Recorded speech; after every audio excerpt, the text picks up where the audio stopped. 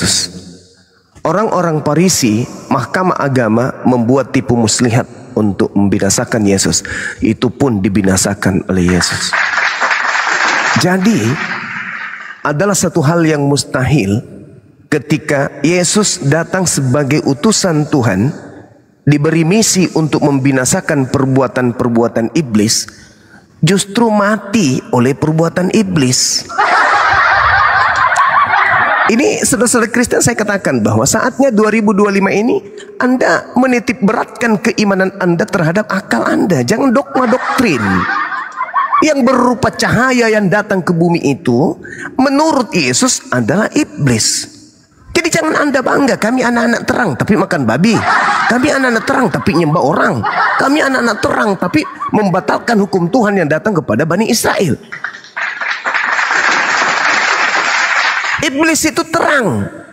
Kata siapa? Kata Yesus. Matius 12 nomor 22 dan seterusnya. Jelas sekali orang yang kerasukan iblis buta matanya karena silau akibat terang. Jadi jangan Anda bangga. Bintang timur Helel bin Zakar juga itu adalah terang. Matahari juga terang. Lampu juga terang. Bahkan saya punya wudhu, wajah kalau sudah wudhu juga terang. Tetapi bukan saya Tuhan, bukan saya setan, bukan. Tuhan menciptakan terang. Terang itu adalah bagian daripada iblis. Masalahnya di mana? Pokok entry-nya itu ada di 1 Yohanes 3 nomor 8. Yesus datang membinasakan iblis. Sedangkan Kristen mengimani Yesus mati akibat ulah iblis. Coba pakai rasio. Seimbangkan antara Bible dengan akal saudara-saudara. Nyambung tidak itu? Ketika iblis berhasil membunuh Yesus, sedangkan dia datang untuk membunuh iblis. Kok jadi dia yang dibunuh? Itu makanya saya katakan solusi terakhir adalah saudara-saudara Kristen harus mendudukkan perkara ini dengan benar. Apa itu? Yesus meramalkan adanya iblis yang mengaku bernama Yesus dan berkata dialah Mesias. Lanjut, Paulus mengaku bertemu dengan makhluk yang bukan manusia bernama Yesus. Tergenapi kan? Tergenapi. Apa yang terjadi setelahnya? Jadikanlah seluruh bangsa menjadi pengikutku. Bagaimana dengan kelakuan pengikut ini? Tengok cara kehidupan dia. Menuhankan anak orang. Yesus pernah ajarkan? Enggak. Coba Anda baca Yohanes 13, Yohanes 18 nomor 7. Yohanes 18 nomor 17 nomor 3. Apa di situ finalnya? Hidup kekal. Anda ingin hidup kekal? Mau? Mau. Bagaimana caranya mengenal Yesus? Agar kita mendapat hidup kekal, kita kenal Yesus ini sebagai apa? Kita kenali Yesus, kita imani Yesus, kita percaya Yesus sebagai apa? Utusan Tuhan. Itu kuncinya kalau mau selamat. Sedangkan hari ini Kristen mengenal Yesus itu sebagai apa? Tuhan itu sendiri. Pantaslah kalian diusir, karena kalian adalah pembuat kejahatan. Demikian.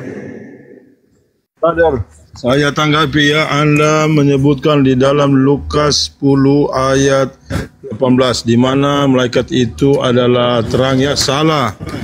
Di dalam tulisan ini dalam Alkitab saya, maka kata Yesus kepada mereka itu, aku nampak iblis jatuh seperti kilat dari langit. Bukan cahaya dia, ya.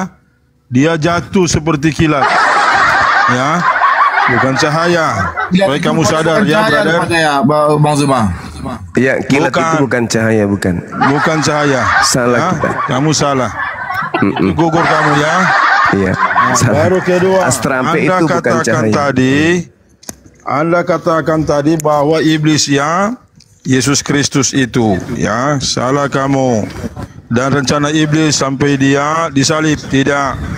Kalau Anda tahu Tuhan Yesus Kristus memberitakan hal sengsaranya, ya, pada pertama kali, ketiga kalinya, dan akhir kalinya, ya, di dalam pertama pertama kali Matius 16 ayat 21, ya, daripada masa itu mulailah Yesus mengajar kepada murid-muridnya bahwa ia wajib, dengar baik-baik ya, mulailah Yesus mengajar kepada murid-muridnya bahwa ia wajib pergi ke Yerusalem lalu merasai banyak sengsara daripada orang tua-tua dan daripada kepala imam dan ahli Taurat sehingga dibunuh.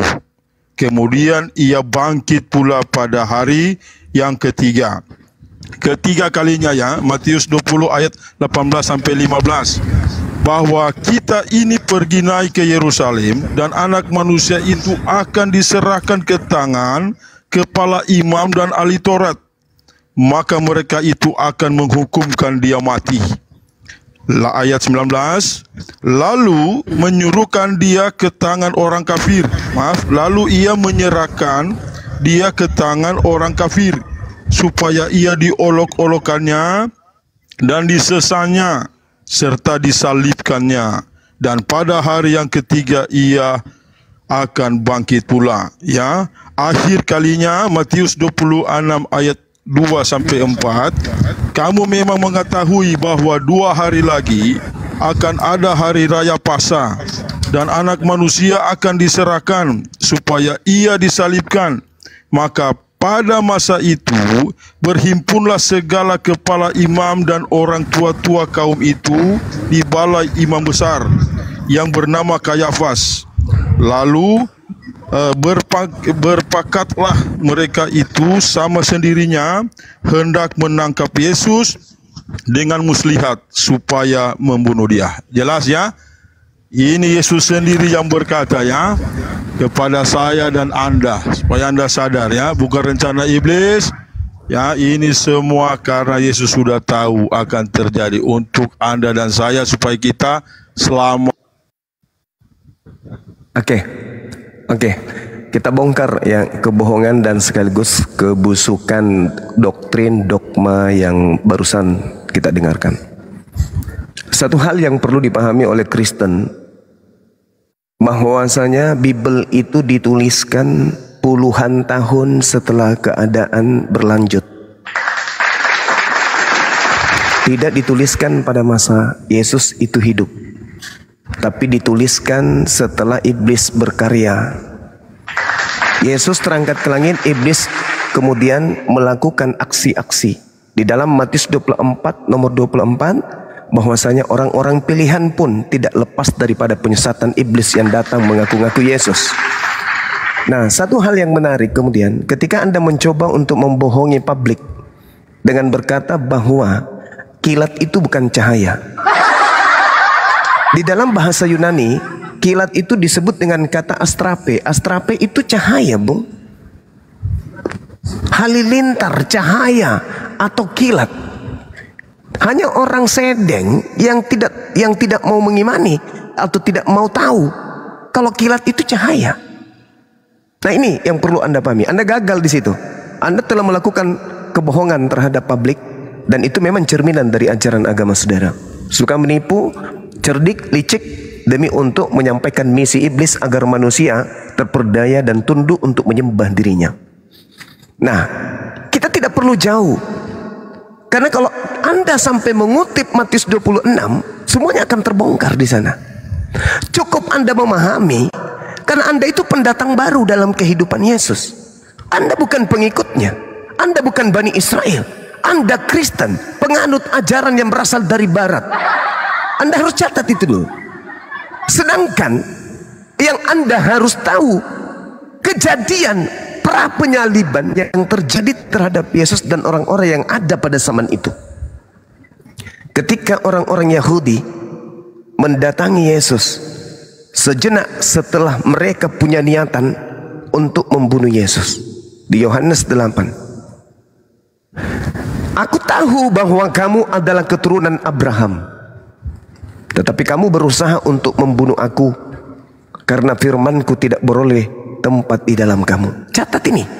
Catat kalimat Yesus ini.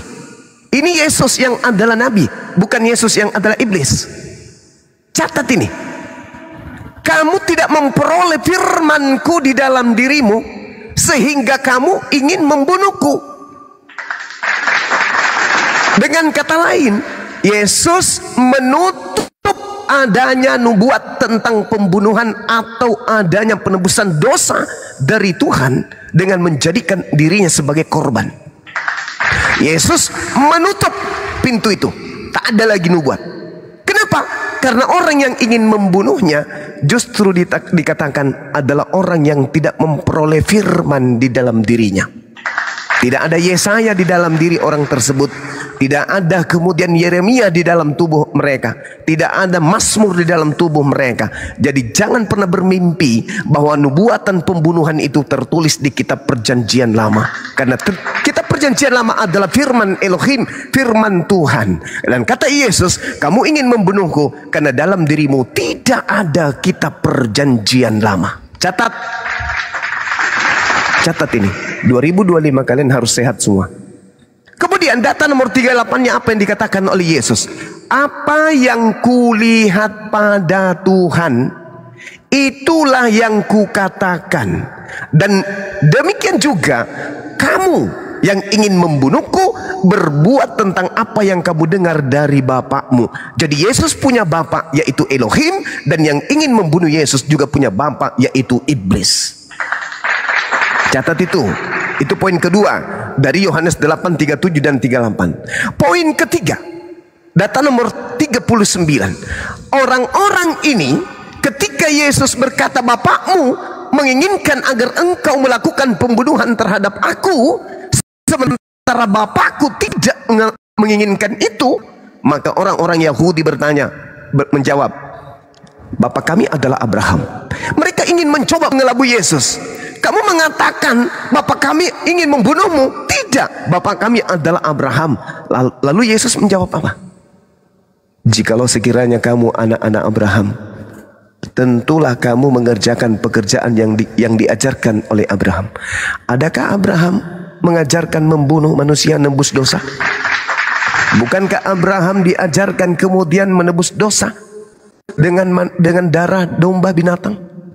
Itu Yesus mengatakan tentulah kamu akan melakukan pekerjaan yang dikerjakan oleh Abraham, tetapi yang kamu kerjakan justru berusaha membunuh aku. Aku seorang yang mengatakan kebenaran kepadamu, yaitu kebenaran yang kudengar dari Allah. Pekerjaan yang demikian tidak dikerjakan oleh Abraham. Kamu mengerjakan pekerjaan bapakmu sendiri, yaitu iblis. Apa cakupannya? Kamu ingin membunuh aku. Jadi orang-orang yang ingin membunuh Yesus adalah orang-orang yang melakukan keinginan iblis. Begitu juga orang yang mengaminkan pembunuhan terhadap Yesus adalah orang-orang yang mengaminkan pekerjaan iblis. Kristen mengaminkan pembunuhan ini, berarti Kristen adalah pengikut iblis. Kenapa kalian kemudian mengaminkan pekerjaan ini tentang penyaliban, dinebus dosa untuk dosa kita, ini dan semuanya? Itu karena Anda mengimani Yesus yang datang kepada Paulus yang bukan anak Maria. Makanya kalian menerima hasil hadiah dari pekerjaan iblis. Paham tidak sampai di situ?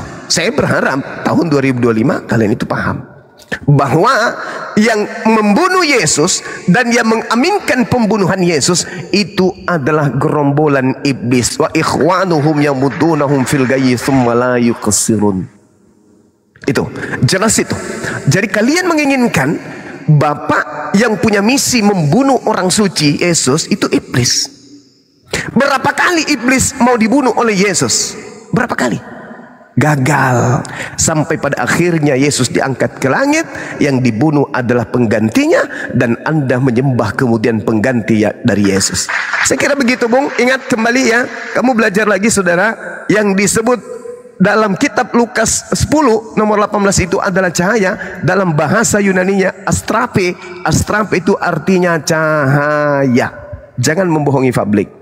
Oke, silakan. Ya, baik ya. Anda kan pernah lihat kilat kan? Kilat bertahan saja berapa detik, susah kita lihat cahaya itu ya.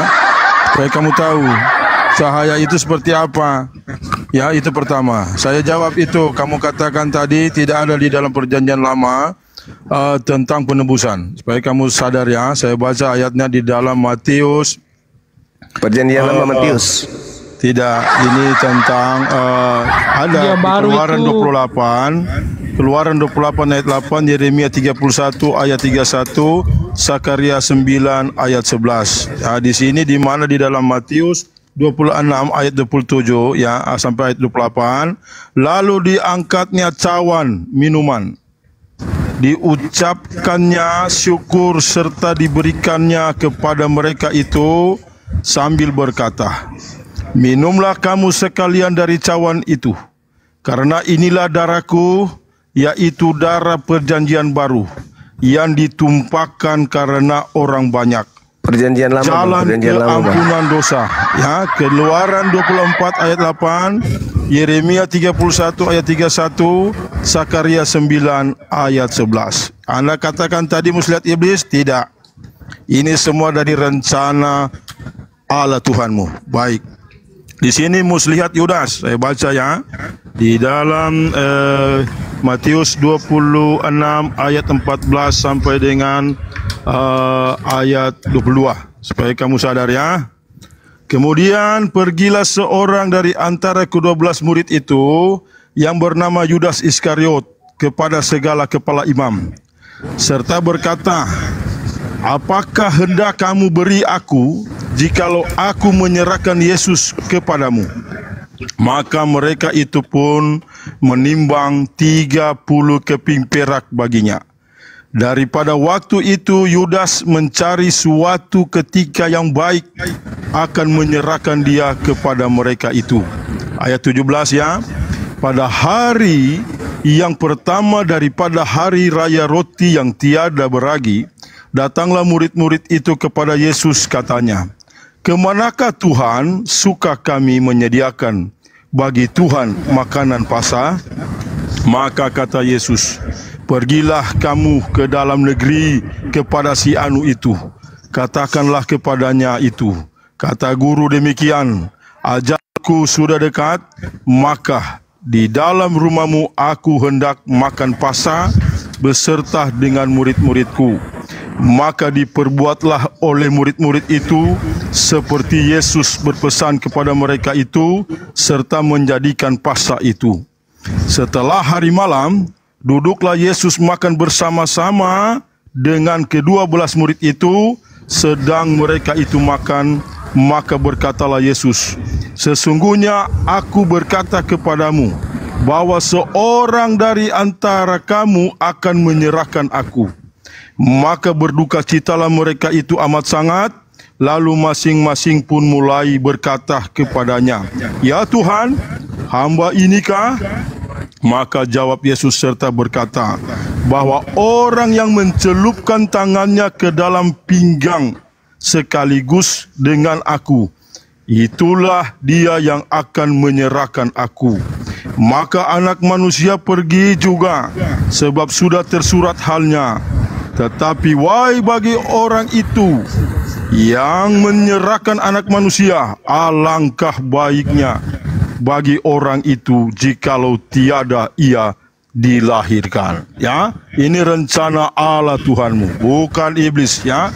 Karena Yesus sendiri sudah tahu jalan ceritanya dan skenarionya. Baik, puji Tuhan, haleluya. Ya, jadi kebohongan kembali terjadi ya teman-teman. Yang pertama saya minta nubuat ya, karena Yesus mengatakan, karena tidak peroleh firman di dalam dirimu maka engkau ingin membunuhku. Ini bertentangan dengan Yesus. Jadi saudara sedang mewakili iblis untuk melawan Yesus dengan mengutip dalil-dalil yang tidak sinkron, tak ada hubungannya sama sekali dengan apa yang saya jelaskan kepada saudara. Kita lihat Yeremia 31 nomor 31 yang Anda sebutkan. Sesungguhnya akan datang waktunya, demikianlah firman Tuhan, aku akan mengadakan perjanjian baru dengan kaum Israel dan kaum Yehuda. Kalian bukan kaum Yehuda, kalian bukan kaum Israel. Jadi penipuan demi penipuan tahun 2025 itu sudah harus dihilangkan demi untuk mencerdaskan anak bangsa. Jangan membodohi anak bangsa. Ya, nggak boleh. Indonesia harus habis orang-orang bodoh, orang-orang jahil. Harus cerdas semuanya. Nggak boleh menjadi pagan. Di sini mengenai perjanjian dengan orang Yahudi, Yehuda dan juga Israel. Jangan tipu-tipu. Kemudian Zakaria 9 nomor 11. Di situ original teksnya Anda lihat. Barij itu bisa mengerti perjanjian, bisa perjanjianmu bukan perjanjianku. Tuhan tidak pernah melakukan justru dikatakan dalam Amsal 6 nomor 16, 6 perkara yang dibenci oleh Tuhan, bahkan 7 kekejian dalam hatinya, yaitu menumpahkan darah orang yang tidak bersalah. Keluaran 23 nomor 7 nomor 8. Dusta jangan kau umbar-ubarkan. Jangan kau ubar-ubar dusta itu. Jangan kau sebar-sebarkan dusta itu. Orang yang benar jangan kau bunuh. Orang yang tidak bersalah jangan kau bunuh. Sebab aku Tuhan tidak akan membenarkan orang yang bersalah. Jadi jangan mimpi. Langkahi dulu mayatnya Yesus yang berkata di dalam Yohanes 8 bahwasanya orang yang ingin membunuhnya dikarenakan tidak ada firman di dalam dirinya. Nah, saya lanjutkan yang tadi. Tetapi yang kamu kerjakan adalah berusaha membunuh aku. Aku seorang yang mengatakan kebenaran kepadamu, yaitu kebenaran yang kudengar dari Allah. Pekerjaan yang demikian tidak dikerjakan oleh Abraham. Kamu mengerjakan pekerjaan bapakmu si iblis sendiri. Jawab mereka yang ingin membunuh Yesus. Kami ini dilahirkan bukan dari zina loh. Bapa kami satu, yaitu Allah. Kata Yesus kepada mereka, jikalau Allah adalah bapakmu, kamu akan mengasihi aku, sebab aku keluar dan datang dari Allah, dan aku datang bukan atas kehendakku sendiri, melainkan dari Dia yang mengutus aku. Apakah sebabnya kamu tidak mengerti bahasaku? Sebab kamu tidak dapat menangkap firmanku. Iblislah yang menjadi bapakmu dan kamu ingin melakukan keinginan-keinginan bapakmu itu. Dia adalah pembunuh manusia sejak semula. Nah, jadi orang yang ingin membunuh Yesus, bapaknya adalah iblis. Jelas, kata siapa? Kata Yesus.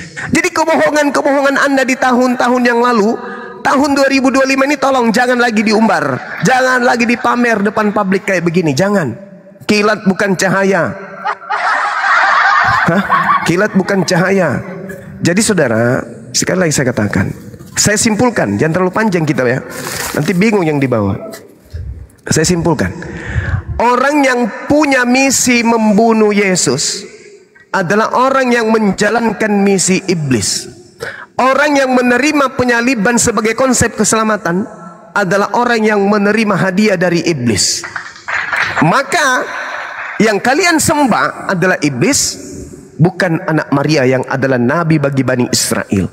Ujung-ujungnya di dalam Matius 7 nomor 22 nomor 23, kalian diusir oleh Yesus. Padahal level kalian sudah tinggi, mengusir setan pakai nama Yesus, bernubuat pakai nama Yesus, bermujizat pakai nama Yesus. Apa yang terjadi? Kalian diusir dan dikatakan, aku tidak mengenal kalian. Kalian tidak dikenali Yesus, karena Yesus itu hanya untuk Bani Israel. Sedangkan Yesus yang kalian panggil-panggil itu adalah iblis yang menipu kalian dengan mengatasnamakan Yesus. Makanya Yesus yang asli setelah datang dia berkata, loh, aku tidak mengenal kalian. Selama ini kalian menyembah siapa? Yesus juga loh. Oh, itu bukan aku. Itu adalah iblis yang sudah aku nubuatkan kepada murid-muridku. Lukas 21 nomor 8. Wahai murid-muridku, waspadalah kepada iblis yang datang kepadamu dengan memakai nama Yesus dan berkata, akulah Yesus. Waktunya sudah dekat, jangan kau percaya. Makanya yang menjadi Kristen itu bukan orang Yahudi. Yang menjadi Kristen itu orang Barat. Sampai ke Indonesia kalian ikuti. Demikian. Baik brother ya, Anda katakan bahwa Yesus Kristus hanya kepada satu ya, di dalam dikatakan utusan di sini bahwa hanya domba yang hilang dari umat Israel ya. Kalau Anda baca Lukas 4 ayat 43, di sini dikatakan wajiblah juga kepada negeri lain pun aku memberitakan kabar kesukaan dari hal kerajaan Allah. Lukas 13 ayat 34, mengumpulkan anak-anakmu semua seperti induk ayam mengumpulkan anak-anaknya di bawah sayapnya, ya, supaya kamu tahu. Dan di sini ya berbicara Bapa, kamu sempat menyinggung tentang Bapa itu. Yesus Kristus adalah Bapa itu sendiri. Yohanes 14 ayat 7 sampai 9, di mana Filipus ya berkata, Tuhan, tunjukkanlah itu Bapa itu kepada kami. Lalu Yesus menjawab, Filipus, kamu telah nampak aku, kamu telah melihat Bapa itu. Keluaran 3 ayat 6, dan lagi firman-Nya, Aku inilah Allah Bapa, yaitu Allah Ibrahim dan Allah Ishak dan Allah Yakub. Musa, maka sembahnya saya Tuhan. Matius 17 ayat 3, Musa bertutur dengan Tuhan Yesus Kristus, ya. Dan juga 1 Samuel 3 ayat 4, lalu Tuhan memanggil Samuel, Samuel, dan ia menjawab, ya Bapa. Ya, berarti di sini Yesus Kristus adalah Bapa itu sendiri. Kalau Anda lihat, jelas ya, Filipus dapat melihat Bapa itu. Bagi baik. Oke, kita lihat di dalam Yohanes 14, data yang Anda coba untuk pakai untuk menipu. Lagi-lagi saya katakan menipu ya, karena itu tidak ada konsep itu kepada Yesus dan kepada murid-muridnya. Anda melihat ketika muridnya berkata, Guru, Tuhan, tunjukkanlah Bapa itu kepada kami. Itu sudah cukup bagi kami. Apa kata Yesus? Telah sekian lama aku bersama-sama engkau, Filipus, namun engkau tidak mengenal aku. Barang siapa telah melihat aku, ia telah melihat Bapa. Bagaimana engkau berkata, tunjukkanlah Bapa itu kepada kami? Tidak percayakah engkau bahwa aku di dalam Bapa dan Bapa di dalam aku? Apa yang aku katakan kepadamu, tidak aku katakan dari diriku sendiri. Anda seharusnya sudah paham di situ. Tetapi Bapa yang ada di dalam aku, dialah yang melakukan pekerjaannya. Anda harusnya sudah sadar di situ. Percayalah kepadaku bahwa aku di dalam Bapa dan Bapa di dalam aku. Atau setidak-tidaknya percayalah karena pekerjaan-pekerjaan itu sendiri. Aku berkata kepadamu, sesungguhnya barang siapa percaya kepadaku, ia akan melakukan juga pekerjaan-pekerjaan yang aku lakukan. Bahkan pekerjaan-pekerjaan yang lebih besar daripada itu. Sebab aku pergi kepada Bapa. Aku pergi kepada Bapa. Katanya tadi melihat Bapa, melihat Yesus, melihat Bapa. Kok dia pergi kepada Bapa? Ini karena apa? Karena Anda sudah didoktrin Yesus itu Tuhan. Yesus itu adalah pencipta langit dan bumi. Sehingga ketika ada pernyataan Yesus, barang siapa yang melihat aku, dia melihat Bapa. Seketika itu juga kamu takjub dan mengatakan, wow, benar-benar Yesus itu adalah Tuhan. Padahal Bung, kalau Anda melihat di dalam data yang saya sajikan tadi, Yohanes 8 nomor 29, apa kata Yesus di sana? Dan Bapa yang telah mengutus aku, Bapa menyertai aku. Bapa tidak membiarkan aku seorang diri. Bapa tidak membiarkan aku seorang diri. Berarti aku dan Bapa adalah dua orang. Sebab aku senantiasa berbuat apa yang berkenan kepadanya. Cobalah sekali-sekali Anda itu gunakan akal. Ini sekarang sudah 2025. Engkau menghakimi manusia, sedangkan aku tidak menghakimi seorang pun. Dan jikalau aku menghakimi, maka penghakimanku itu betul, sebab aku tidak seorang diri. Aku tidak seorang diri, berarti ada pribadi yang menyertai aku. Aku bersama dengan Bapa yang mengutus aku. Dan dalam kitab Tauratmu ada tertulis bahwa kesaksian dua orang adalah sah. Akulah yang bersaksi tentang diriku sendiri, dan Bapa yang mengutus aku bersaksi tentang aku. Aku dan Bapa adalah dua. Tapi selama ini yang kita pahami, Kristen selalu mengatakan Yesus itu adalah Tuhan. Padahal Yesus mengatakan, aku tidak seorang diri. Aku berdua dengan Tuhanku. Kalau di dalam pengajaran Al-Quran disebut inni ma'akum, Aku bersama dengan kalian. Tuhan bersama dengan aku, bukan berarti aku adalah Tuhan. Kenapa Anda mengusung Yesus itu Tuhan dengan mengatakan, siapa yang melihat aku, dia melihat Bapa? Kenapa Anda tidak mengatakan, siapa membunuh aku, dia membunuh Bapa? Siapa yang mengandung aku, dia mengandung Bapa? Siapa yang netein aku, dia netein Bapa? Siapa yang menampar aku, dia menampar Bapa? Kenapa? Kenapa hanya pada poin itu saja? Karena sejatinya kalian itu adalah perpanjangan tangan iblis untuk mencuci otak manusia agar manusia itu menyembah makhluk yang bernama Yesus, yang sebenarnya yang mengajarkan kalian menyembah sosok yang bernama Yesus adalah iblis itu sendiri yang datang kepada Yesus. Saya simpulkan, siapapun di atas muka bumi ini yang mengimani pembunuhan Yesus itu adalah sebuah kebenaran, itu adalah pengikut iblis. Kata siapa? Kata Yesus. Tadi saya sudah terangkan kepada saudara, aku tahu bahwa kamu adalah keturunan Abraham, tetapi kamu berusaha untuk membunuh aku, karena firmanku tidak beroleh dalam dirimu.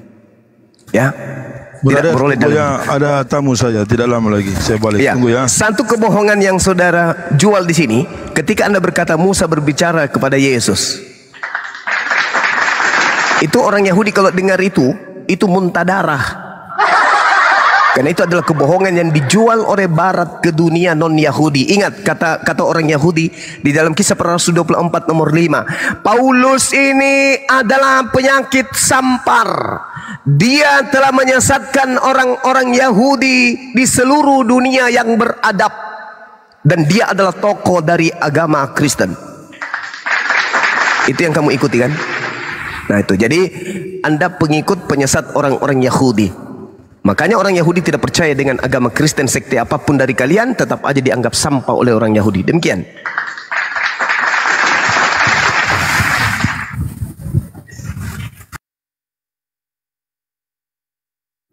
Aku dulu membantu Bapak itu.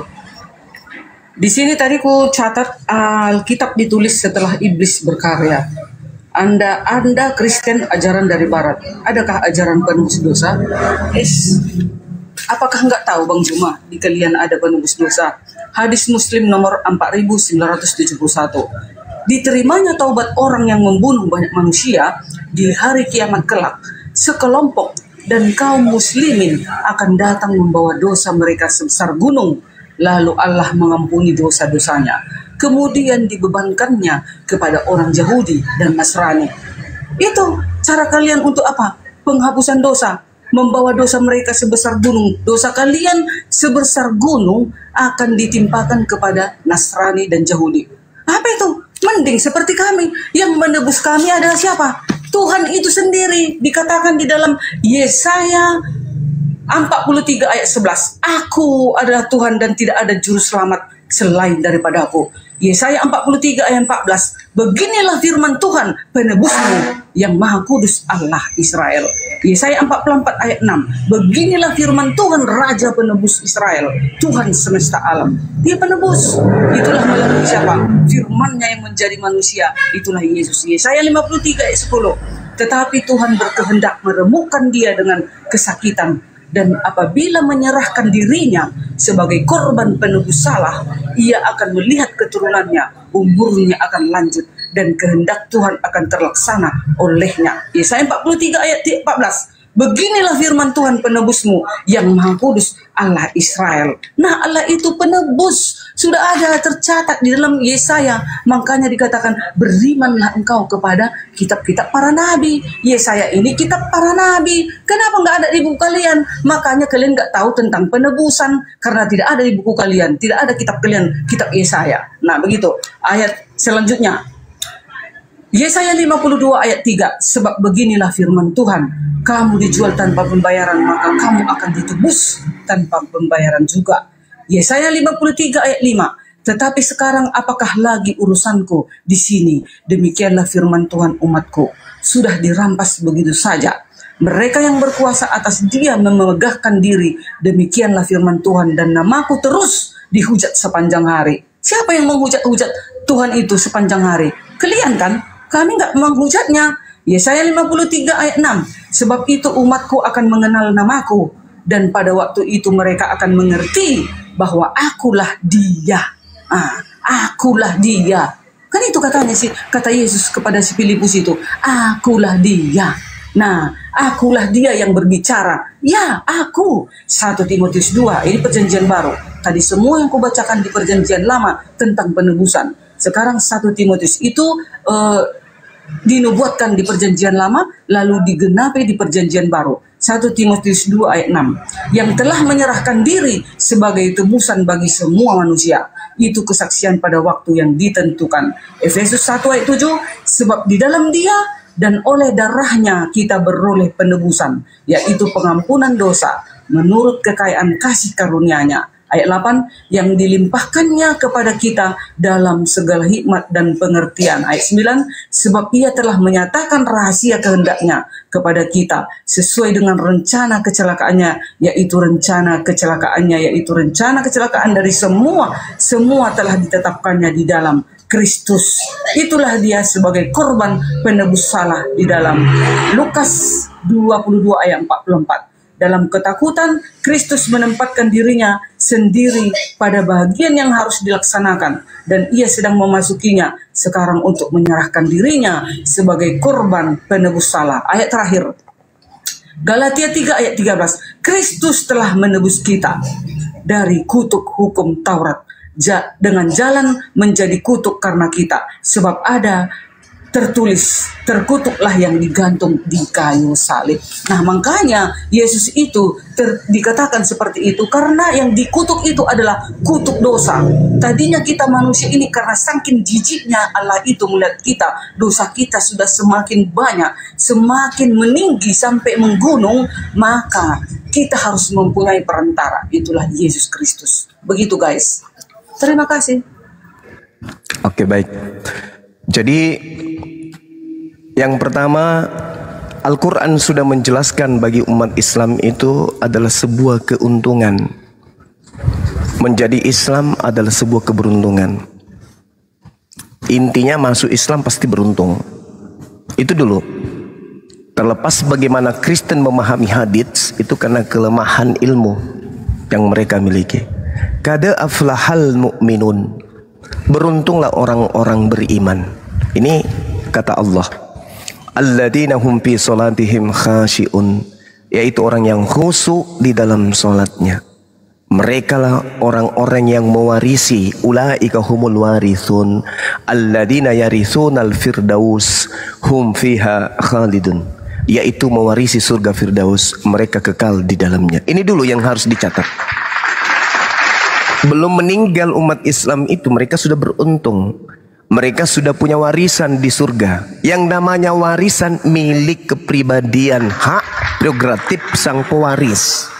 Qad aflahal mu'minun, beruntunglah orang-orang mukmin dikarenakan mereka memiliki warisan alladzina yarisunal firdaus hum fiha khalidun, yakni akan mewarisi surga Firdaus, mereka kekal di dalamnya. Ini yang dicatat dulu. Jadi sebelum umat Islam itu meninggal dunia, mereka sudah punya warisan yang bernama Firdaus. Lalu bagaimana dengan hadis yang tadi? Terang kok dikatakan di sini hadisnya.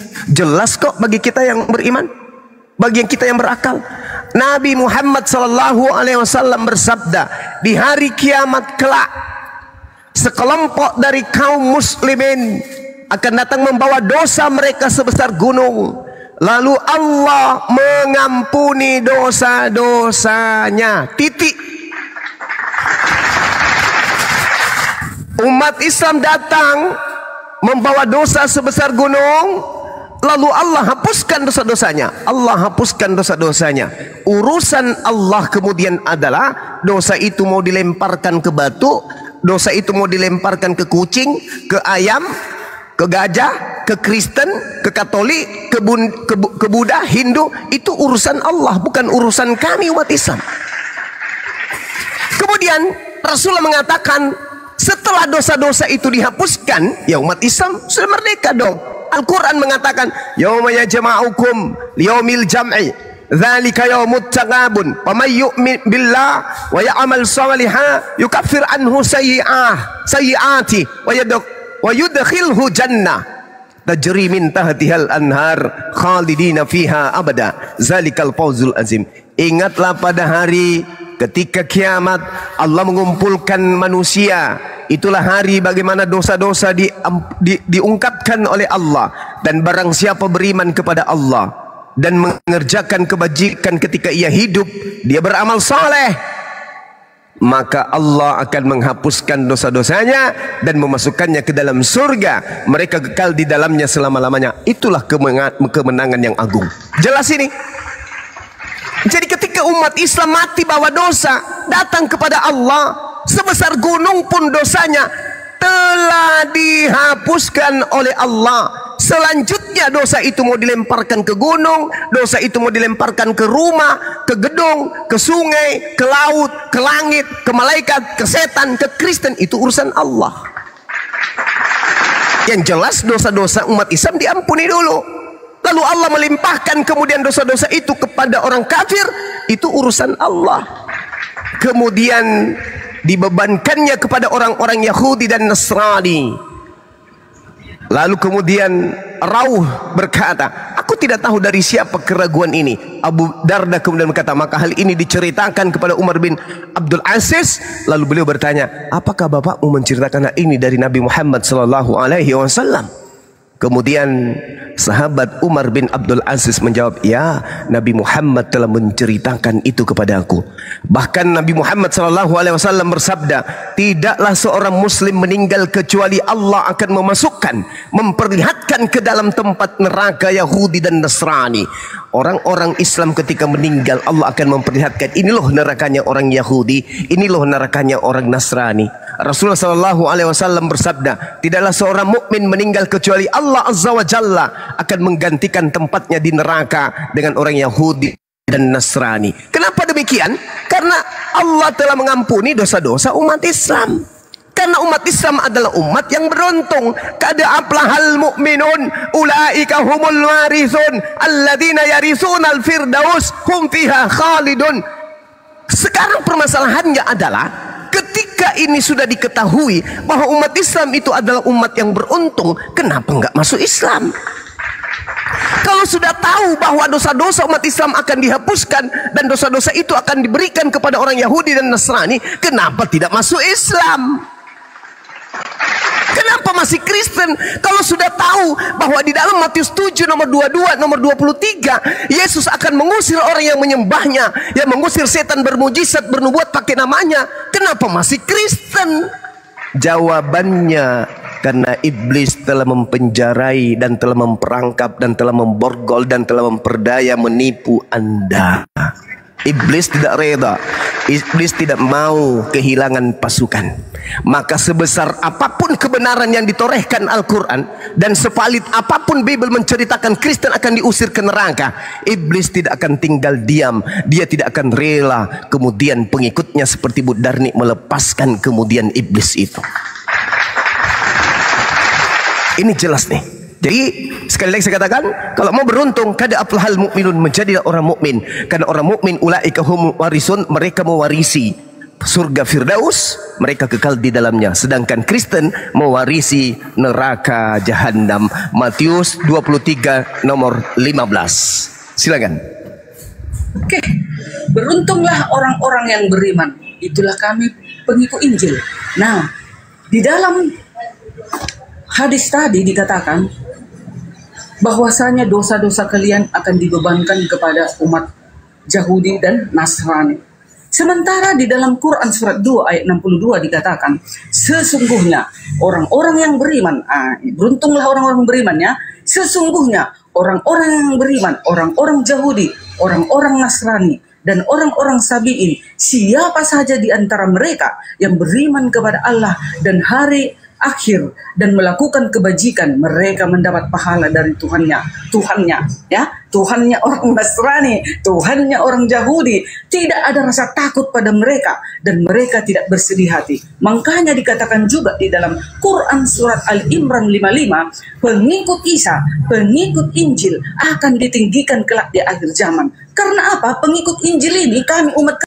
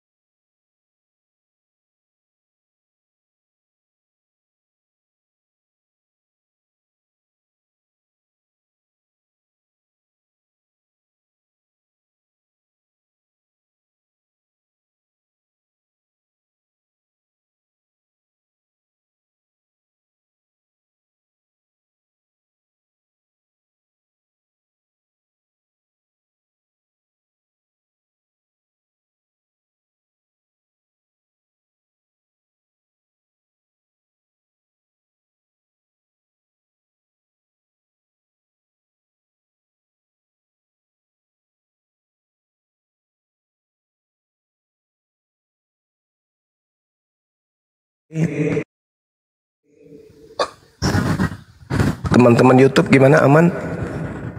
Oke, lanjut. Innalladzina amanu, sesungguhnya orang-orang yang beriman. Yang beriman itu adalah orang yang menggunakan dalil firman Allah yang datang kepada Bani Israel dan juga Bani Ismail, yaitu orang-orang Yahudi. Orang-orang Yahudi pengikut siapa? Nabi Musa. Orang-orang Nasrani adalah pengikut Nabi Isa. Sedangkan Anda bukan pengikut Nabi Musa, bukan pengikut Nabi Isa. Anda adalah pengikut makhluk halus yang datang kepada Paulus. Beriman kepada Allah dan melakukan kebajikan. Kalian tidak melakukan kebajikan. Kalian menyembah anak orang. Melandaskan Anda adalah kaum kafir. Mereka semua mendapatkan pahala dari Tuhannya dan tidak ada rasa takut pada mereka dan mereka tidak bersedih hati. Sekali lagi, ini tak ada sedikit pun Kristen di sini. Tidak ada Kristen yang dijelaskan di dalam surah Al-Baqarah ayat 62. Lalu kemudian terkait dengan data yang Ibu katakan di dalam Al-Quran surah Ali Imran ayat 55 tadi. Isqalallahu ya Isa, inni mutawaffika wa rafi'uka ilayya wa mutahhiruka minal ladina kafaru wa jailul ladina taba'uk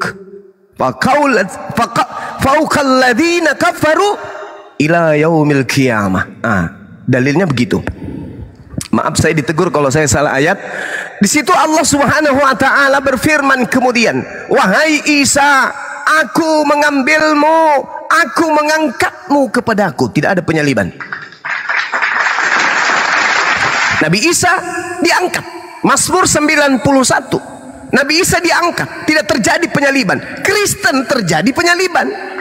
Jadi di sini bukan orang-orang Kristen, justru Nabi Isa dibersihkan tadi orang-orang kafir melalui lisan Nabi Muhammad sallallahu alaihi wasallam dan umatnya.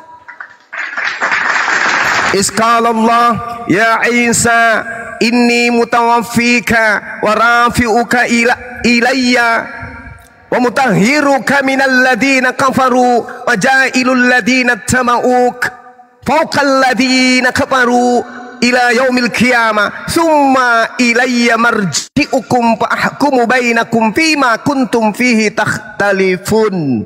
Subhanallah.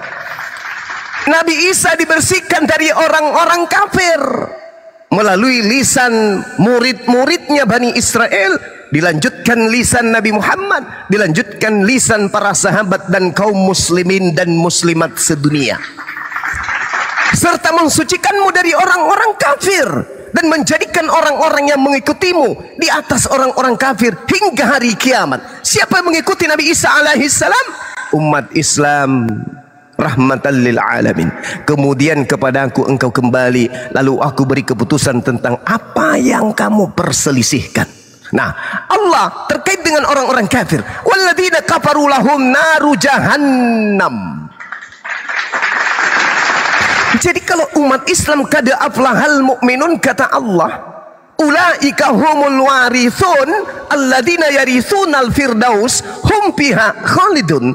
Orang-orang beriman, orang-orang Islam, orang-orang mukmin, mereka itu adalah orang yang mewarisi firdaus, mereka kekal di dalamnya. Sedangkan orang-orang kafir juga ada warisan, yaitu warisan neraka. Walladzina kafaru lahum naru jahannam. Dan orang-orang kafir bagi mereka adalah jahannam. Apa kata Allah? La yuqda alaihim fayamutu wa la yukhaffafu anhum min azabiha kadzalika najzi kulla kafur. Itu kata Allah, kulla kafur, kata Allah. Dan mereka tidak dibinasakan hingga mereka mati dan tidak diringankan dari asap mereka sedikit pun. Demikianlah Allah membalas setiap orang-orang yang sangat kafir. Ini adalah sesuatu yang sangat fatal. 2025 orang Kristen harus menyadari itu, bahwa yang disembah mereka itu adalah bukan Nabi Isa. Yang disembah itu adalah orang yang kemudian mengatasnamakan Nabi Isa, tapi sesungguhnya mereka adalah makhluk gaib yang kemudian Yesus pun sudah menubuatkan bahwa bahkan Al-Quran pun sudah menjelaskan, wa ikhwanuhum yamuddunahum fil gayyi thumma la yukasirun wa ayyaduna illa syaitanan marida. Sesungguhnya yang mereka sembah adalah iblis yang terkutuk, iblis yang durhaka. Jelas ini. Yesus juga mengatakan kepada muridnya, ingat Bu Darni, 15 detik terakhir, ketika Yesus tampil di tengah-tengah Bani Israel sebagai guru, Yesus memiliki murid. Tidak ada satupun muridnya orang Batak, tidak ada satupun muridnya orang Jawa, tidak ada satupun muridnya orang Makassar. Semua murid-muridnya adalah Bani Israel. Dan Yesus berpesan, waspadalah kepada non-Yahudi yang datang dengan memakai nama Yesus dan berkata, akulah Yesus, waktunya sudah dekat, jangan kamu percaya. Ketika Yesus mengajarkan muridnya jangan percaya, beberapa tahun kemudian ke depan di luar Yahudi, ketika datang orang mengaku Yesus, justru dipercaya. Kalianlah penerus orang tersebut. Saya kira demikian, silakan lanjut lagi makan siang. Lalu Quran surat 2 tadi ayat 62, ayat ini tidak termasuk Kristen. Nah, pengikut Injil itu saya menurut kami, kekristenan kami, ya. Tadi kan itu framing kalian. Sekarang ini kan keimanan kami. Pengikut Injil itu adalah kami umat Kristen. Hanya orang Kristen yang pemegang Injil. Nah, sekarang kalau bukan orang Kristen yang mengikut Injil, kan nanti akan ditinggikan kelak di akhir zaman. Jadi siapalah itu dari sekarang? Sekarang mana kelompoknya itu yang pengikut Injil itu? Itu satu ya, pertanyaan nanti Bang Juma jawab. Lalu, di sini Nabi Isa, Bang Juma bilang diangkat. Sekarang, sewaktu masa apa dia diangkat itu? Dan siapa yang diserupakan itu? Di mana dalilnya bahwasanya bukan dia yang disalib itu, tetapi diangkat? Dalam masa apa dia? Maka dia diangkat. Nah, itu ya, 2 pertanyaan. Yang ketiga, pertanyaan kenapa Nabi Isa itu tidak ada satu murid Yesus di luar Israel, tidak ada murid Yesus, kan begitu? Yes, memang benar.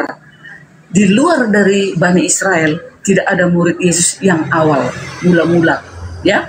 Mula-mula kan Yesus itu diturunkan ke Bani Israel. Maka dikatakan di dalam Matius 28 ayat 19 ke seluruh dunia. Di dalam Markus dikatakan ke segala makhluk yang berakal, ya kan? Lalu dikatakan sampai ke ujung